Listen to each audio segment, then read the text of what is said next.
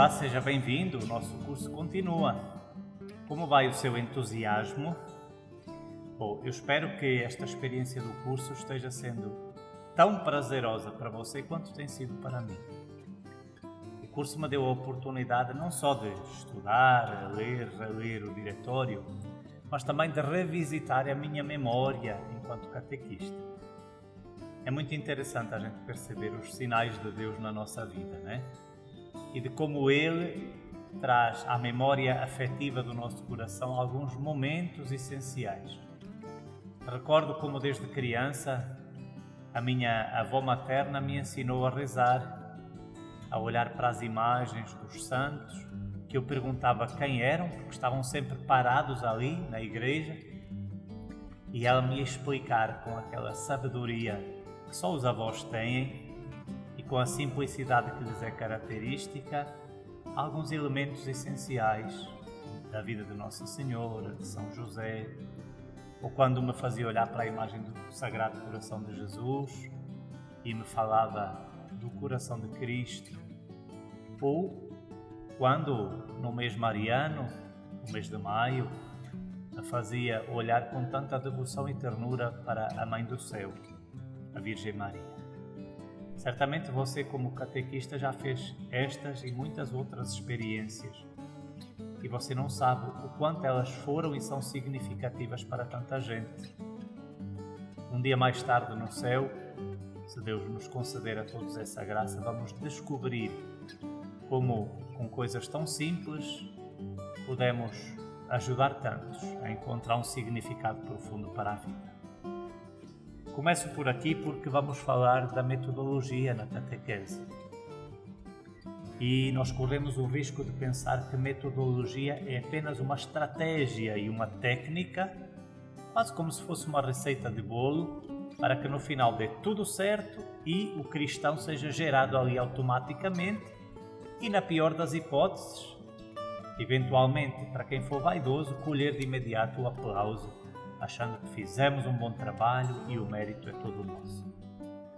Ora, vamos perceber como a metodologia da catequese é algo muito diferente da experiência de um show, de um espetáculo, de um teatro. Ela é uma metodologia existencial e vivencial.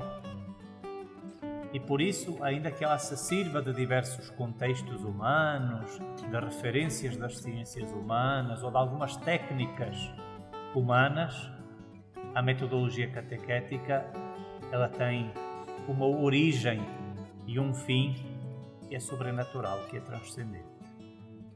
E por isso, o seu itinerário, aquilo que ela desperta, não é apenas uma realidade automática ou pré-automática, é uma realidade existencial de abertura do coração a Deus e de transformação plena da vida. Vamos começar então com o nosso capítulo 7º.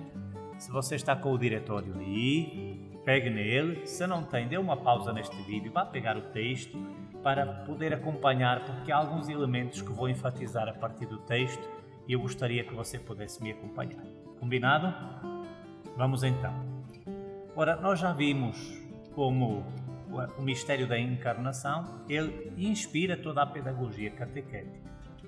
O ser e o fazer de Jesus é também o ser e o fazer do catequista, é o ser e o fazer da Igreja.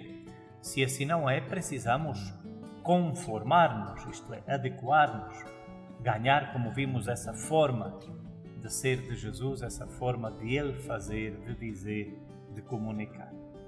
Portanto, é importante ter em mente que a finalidade, como diz o diretor educativo da catequese, é que determina a escolha das metodologias. Disse há pouco que fazer catequese não é fazer teatro. Embora a gente goste de teatro, aprecie os atores, veja como pode ser significativo um momento de encenação de uma determinada realidade, mas a gente não vai apresentar uma máscara da realidade.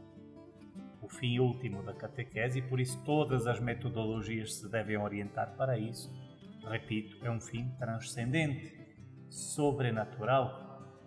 Isto é, parte daquilo que é a naturalidade da vida, da nossa existência, da nossa história, mas nos eleva nos aponta para além daquilo que é este mundo, nos faz olhar para além dos nossos sapatos. Recordam que lá no início nós falamos da tradição ocidental e oriental. A tradição ocidental fala muito da catequese e do mistério da fé, que nos encaminha para a palavra da teologia ocidental, a salvação. Na teologia oriental, esta palavra é dita de outra maneira. Ela fala de divinização. Pois bem, vamos repescar essa palavra e usá-la aqui. O processo catequético é um processo de configuração, de transformação, de conversão em função de, e esse é o fim último, de um processo que nos leva à nossa divinização, à nossa santificação. Sermos santos como Ele é santo, Ele é Deus, porque dele nós somos filhos de Deus. Então, Deus nos chama a participar da sua vida, da sua intimidade.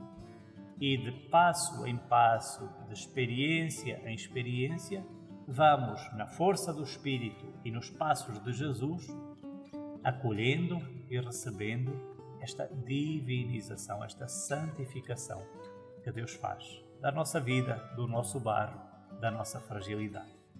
Somos barro nas mãos do Divino Oleiro. E por isso, como dirá São Paulo também em uma das suas cartas, é esse barro que traz dentro um tesouro para que possamos ver que o mérito é de Deus e não é nosso.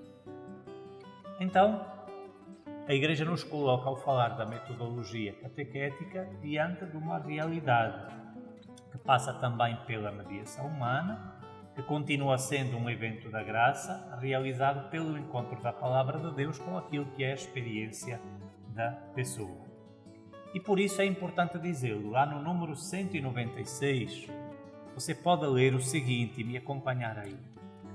Uma vez que a Igreja não tem um método próprio de anunciar o Evangelho, faz-se necessária uma obra de discernimento para examinar todas as coisas e manter o que é bom. Isto é, não há apenas um método de fazer catequese. Porque a diversidade de pessoas que encontramos é isso, diversidade. Senão nós seríamos apenas e só animais amestrados, repetidores de uma realidade fria. Ora, o método catequético, por assumir a pedagogia da encarnação, ele precisa de utilizar de várias metodologias para alcançar o coração humano. E vai, por isso, concluir o número 196, dizendo o seguinte: este procedimento, isto é, a diversidade de métodos, de percursos metodológicos que precisa ser feita, pressupõe uma capacidade hermenêutica, isto é, uma capacidade de interpretação. A existência, se interpretada em relação com o anúncio cristão, se manifesta em sua verdade, e o querigma, por outro lado, tem sempre uma validade salvífica e de plenitude da vida. Portanto, para nos recordar que ao fazermos a escolha de um método, não podemos perder da nossa visão, do nosso horizonte, a finalidade para a qual nos dirigimos, a intencionalidade que buscamos dar a todo esse percurso e a experiência que pretendemos oferecer. É isso que, de algum modo, vai exigir de nós um discernimento permanente para as metodologias que usaremos na comunicação de fé. Mas o diretório, ao falar-nos de metodologia, vai falar-nos também de outras realidades. A primeira delas é as metodologias, a segunda é a experiência humana. É importante não esquecermos que a experiência humana é constitutiva da catequese. Deus age na vida das pessoas e na história, e o catequista, inspirando-se em Jesus, no estilo de Jesus, permite então ser alcançado por essa presença e se abre a uma relação de reciprocidade e diálogo na escuta do que o Espírito já está silenciosamente operando. O catequista é um contemplativo da vida, se quisermos, um contemplativo da graça de Deus na vida cotidiana. E por isso, a catequese vai ao encontro e acolhe as pessoas nas suas situações concretas de vida.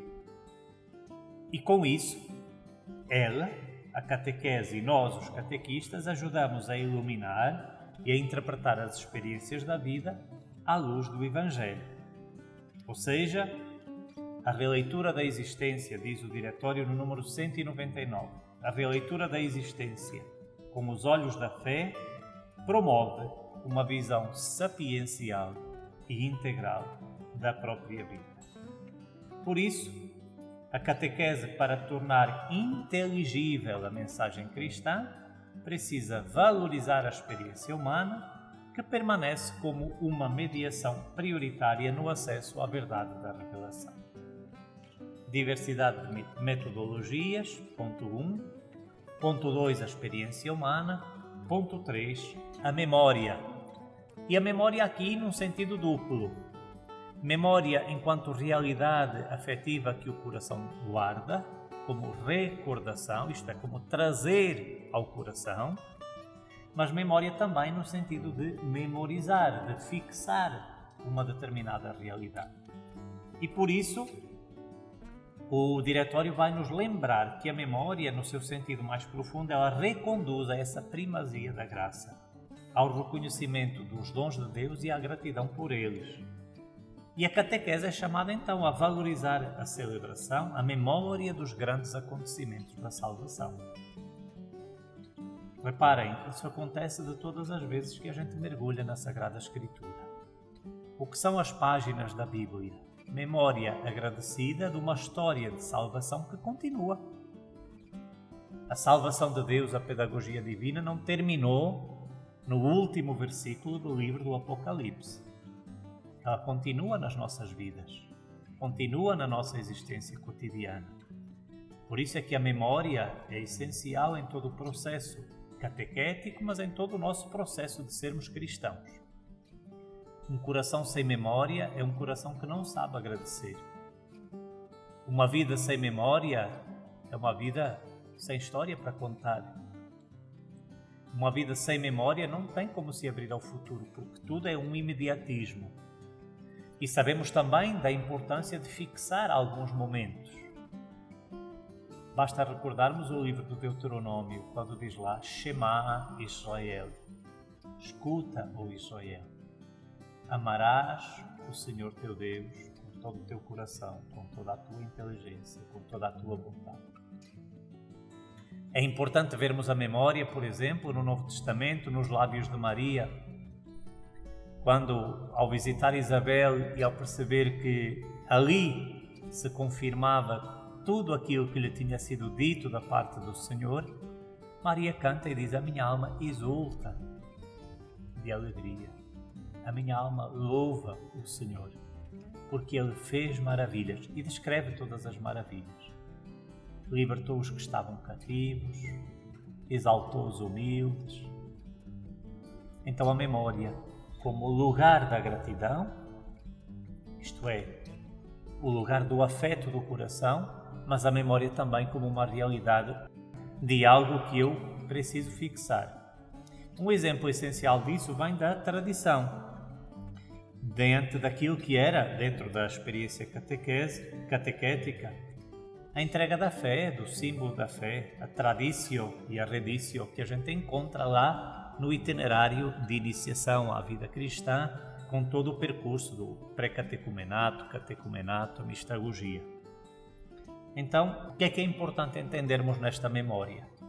Primeiro, a memória nos ajuda, por ser recordação, isto é, trazer ao coração, ela nos ajuda a sermos gratos. Ela estimula em nós a gratidão e a primazia da graça. Segundo, a memória como fixação, memorização de uma realidade de conteúdo, ela nos pede que a gente não entenda isso como um cubo de gelo, uma realidade fria. Eu vou agora memorizar, decorar aquilo que é o credo da nossa fé, por exemplo. Decorar é o despertar do coração. E quando eu digo, creio em Deus Pai Todo-Poderoso, então eu desperto o meu coração justamente para esta realidade ampla, que é a primazia da graça que é o reconhecimento dos dons de Deus que se manifestam na minha gratidão, mas também é fixação na inteligência e no coração daquilo que é essencial. Diversidade de metodologias, a importância da experiência humana, fundamental a experiência da memória, não uma memória fria, fechada, mas uma memória que me abre à relação, ao diálogo. E um quarto ponto, a importância da linguagem, com aquilo que são os seus significados relacionais e como elemento constitutivo da experiência humana. É importante lembrar que nós, e diz o diretório no número 204, já no final, nós não cremos em fórmulas, mas nas realidades que elas expressam e que a fé nos permite tocar. É uma citação que é feita do Catecismo da Igreja Católica. E, portanto, é absolutamente necessário entendermos que a catequese se exprime em uma linguagem que é a expressão da fé da Igreja. Nós temos uma linguagem bíblica que nos vem da Escritura. Nós temos uma linguagem simbólica, litúrgica, ritual. Nós temos uma linguagem doutrinal dos padres da Igreja, o símbolo da fé, as formulações que temos dos dogmas do magistério.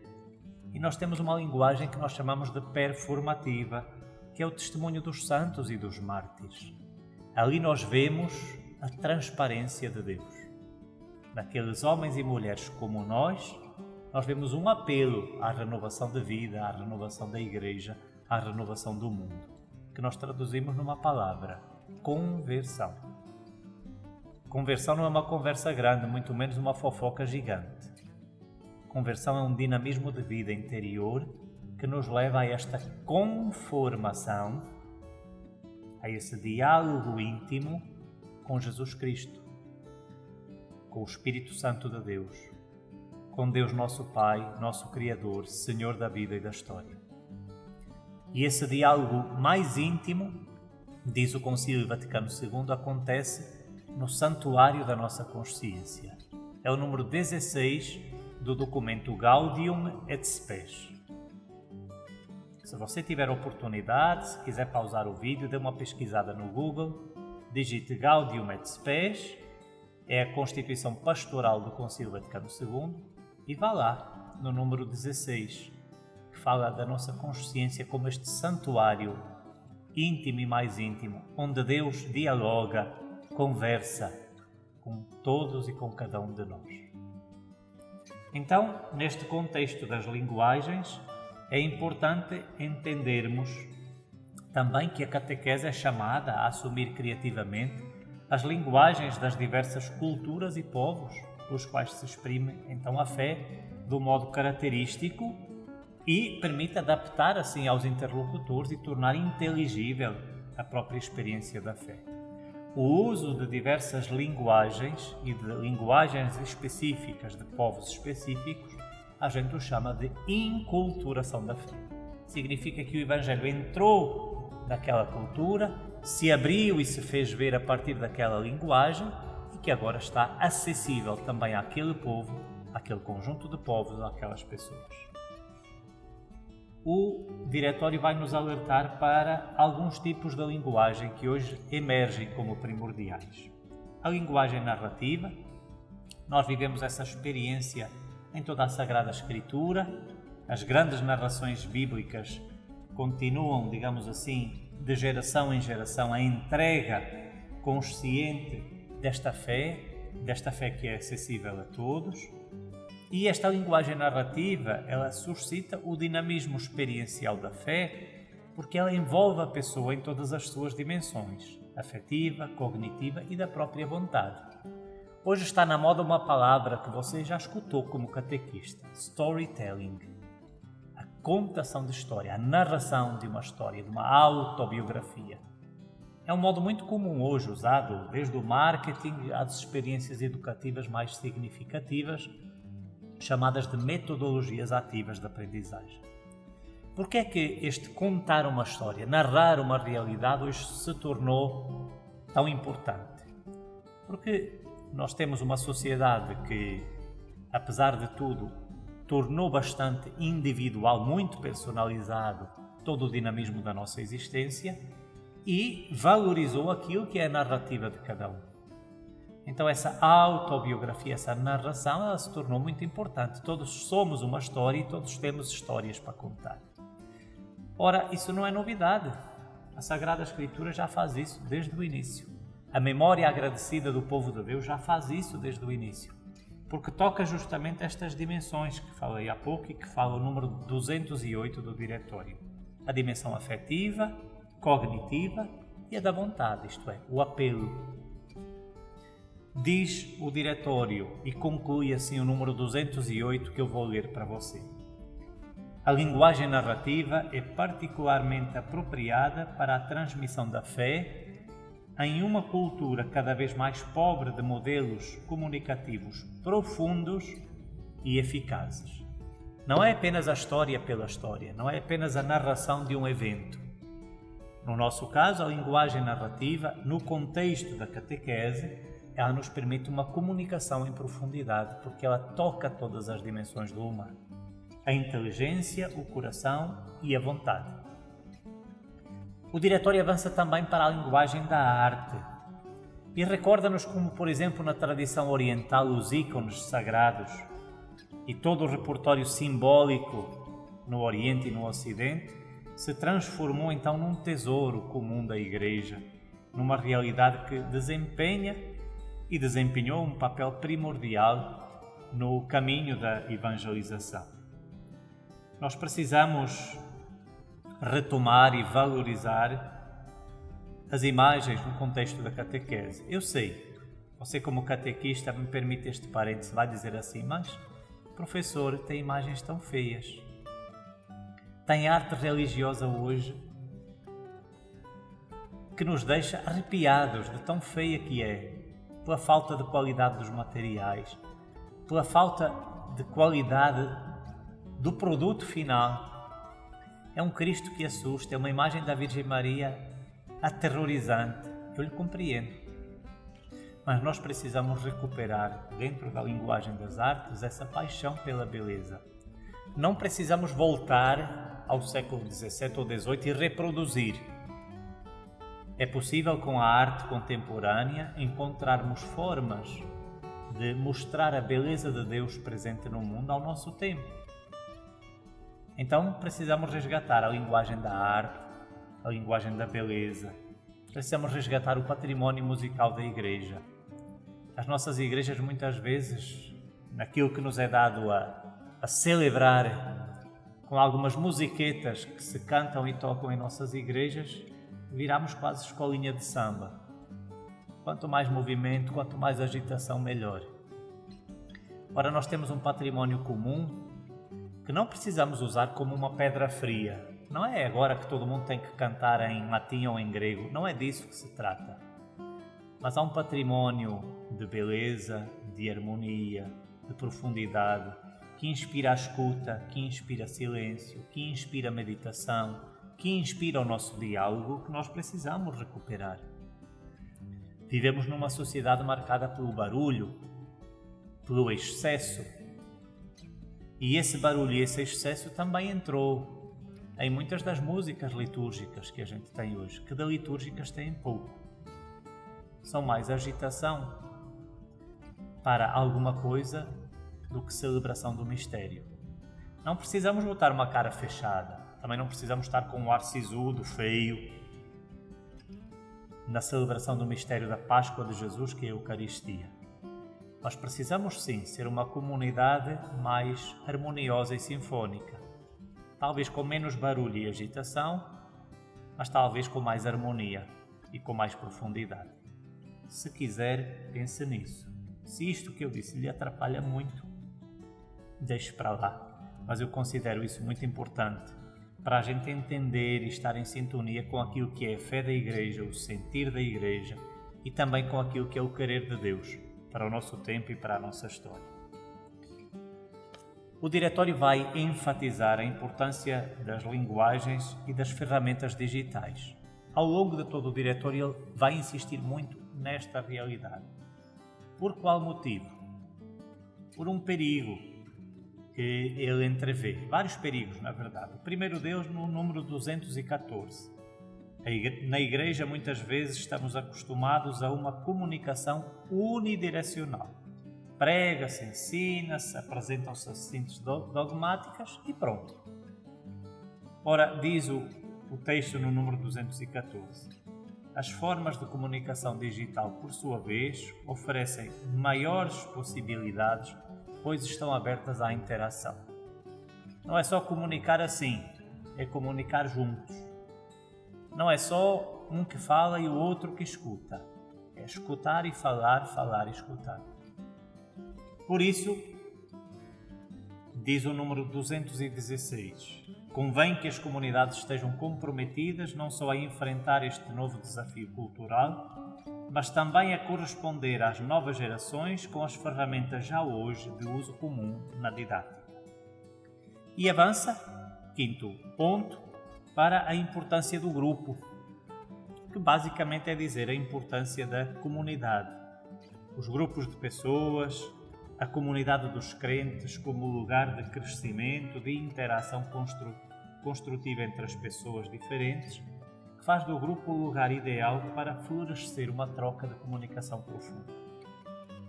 O debate de ideias, a partilha das experiências da fé é sempre enriquecedora. Se eu vivo de forma privatista, fechada em mim mesmo a minha experiência de fé, ela certamente vai diminuindo até que se apagará. Se eu vivo na experiência da comunidade uma fé que se abre ao outro, que comunica com o outro e que cresce a partir da experiência do outro, a minha fé poderá florescer, crescer, se aprofundar.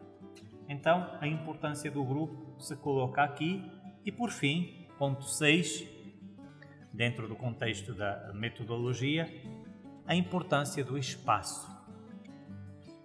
O diretório vai resgatar aquilo que era o espaço utilizado nas igrejas para os encontros, para a formação, para o acompanhamento, o Narthex, e vai recordar a importância dos espaços também hoje para a catequese.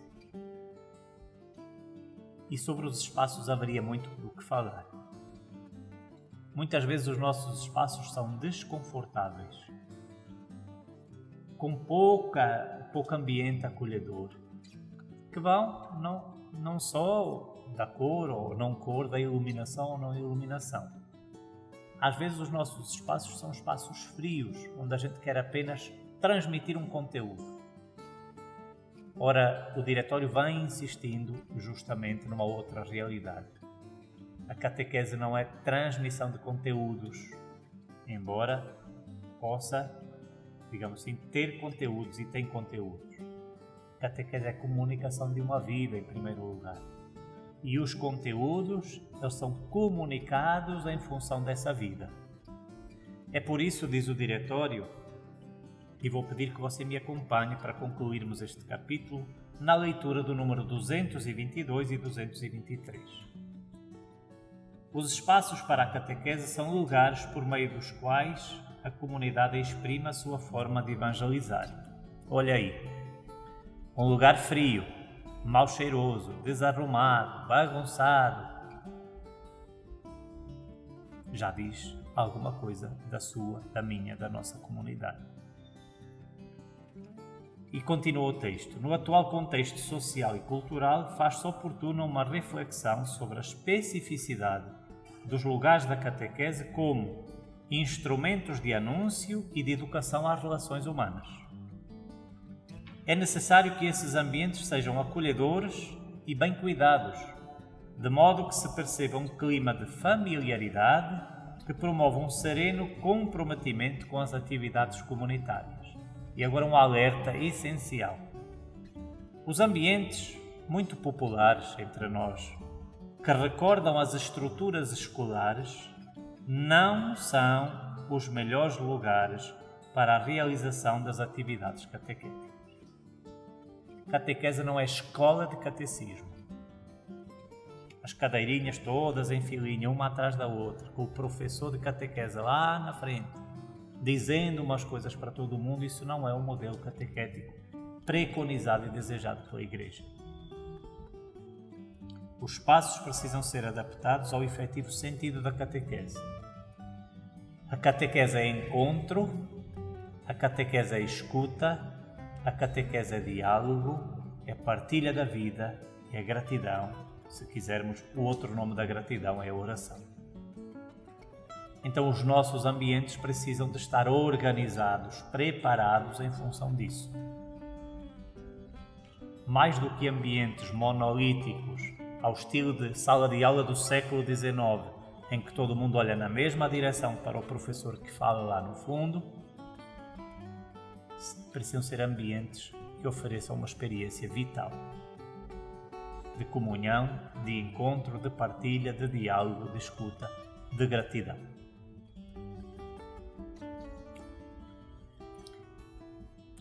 Devem ser incentivadas, diz o número 222 e 23, falando desta dinâmica de uma igreja que não está só nos espaços habituais, mas sai para outros, a igreja em saída, como lhe chama o Papa Francisco. Devem ser incentivadas as tentativas de uma catequese em lugares diversos, em casas, nos pátios, em espaços educacionais, culturais, recreativos, cadeias. A catequese, nessa correlação mais visível com a vida cotidiana, pode ser mais incisiva. Ora, o diretório termina com este enfoque nos espaços para nos lembrar o que é de essencial dentro do contexto da metodologia da catequese. Para nos lembrar que nós precisamos criar itinerários que suscitem esta adesão a Jesus Cristo, que é uma adesão da inteligência e do coração, que é uma adesão vital. Para isso a gente precisa saber usar a diversidade de metodologias. Para isso precisamos saber fazer esta correlação entre a fé e a vida, a história e a salvação. Para isso precisamos entender a importância da experiência humana, da memória, das diversas linguagens. Para isso precisamos também habitar os espaços que chamamos habitualmente de espaços digitais.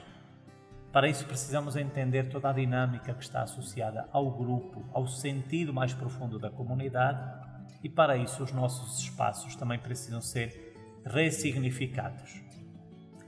Quer fazer um exame agora? Um exame de consciência? Vamos lá pensar o seguinte: como são os espaços onde você faz habitualmente catequese? Qual a dinâmica que está associada a tudo isso? Que metodologias você utiliza para valorizar o espaço e o tempo vivido ali, permitindo uma experiência saudável e intensa desse encontro vital com Jesus Cristo? Da resposta a estas questões, você já terá um exame de como vai a sua metodologia catequética.